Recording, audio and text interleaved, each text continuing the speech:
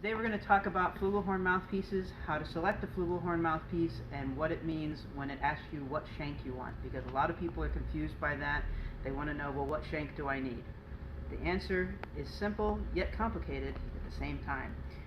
Because of the way a flugelhorn works, it's not like a trumpet where there's a lead pipe and a ledge and a gap where everything meets together. It's just a receiver, and the tuning mechanism, as we all know, is controlled here. So there's not that same ledge for your mouthpiece to meet, and everyone's system is a little bit different. But luckily, there are some standardized options. Most people will hear the names standard, Bach, French, German, or vintage one. The three most popular are the standard or American taper, which is what they call a large Morse, or standard Morse taper.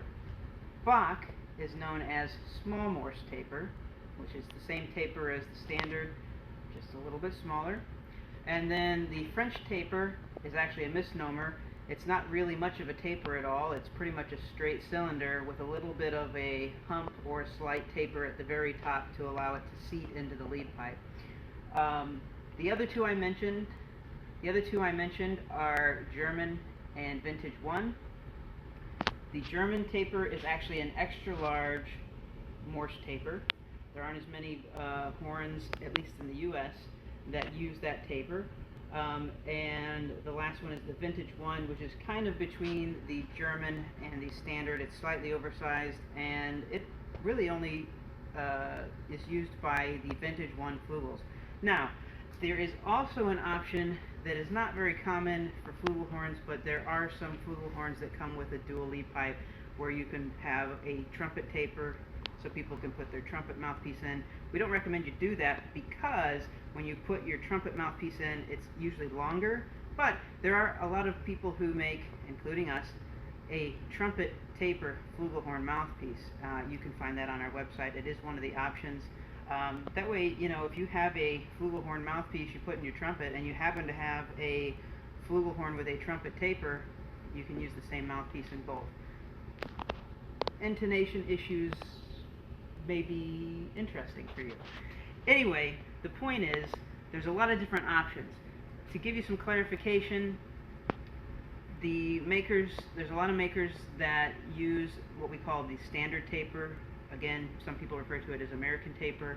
It is the large Morse.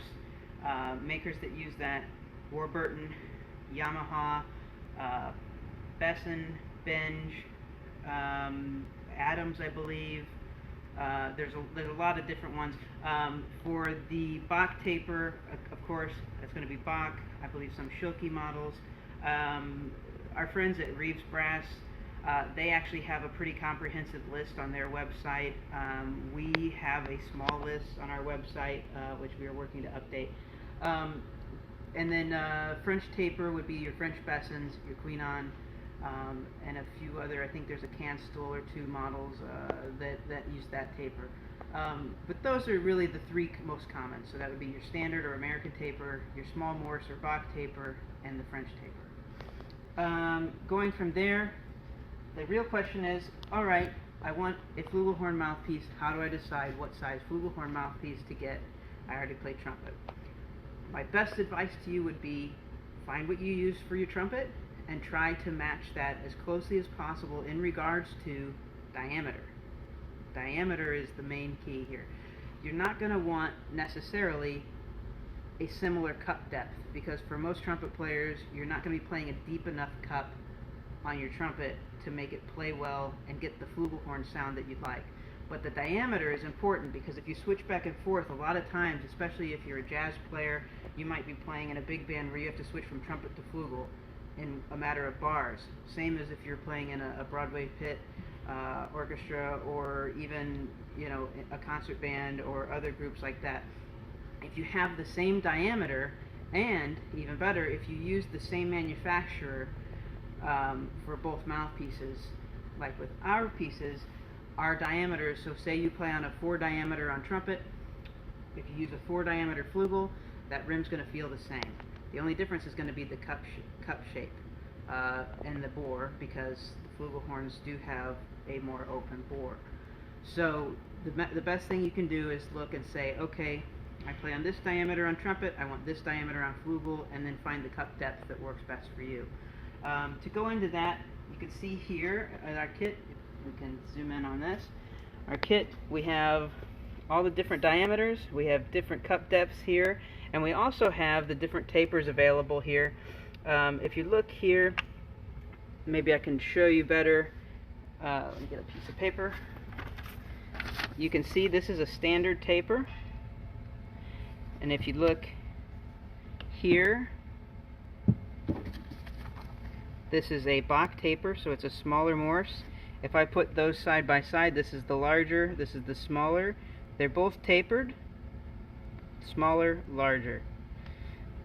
Then the last one would be, this is the French taper. You can see that's much straighter. This is versus the Morse taper and the straight. You can see, hopefully, might be a little difficult to see, but if you look at our cup options, you'll see that you'll see that these all, we have 3 different depths. We have our FLM, which is like a medium depth, so not quite as deep. It's actually our shallowest flugel cup depth. We have the standard FL, which is, like it sounds, the standard flugel depth.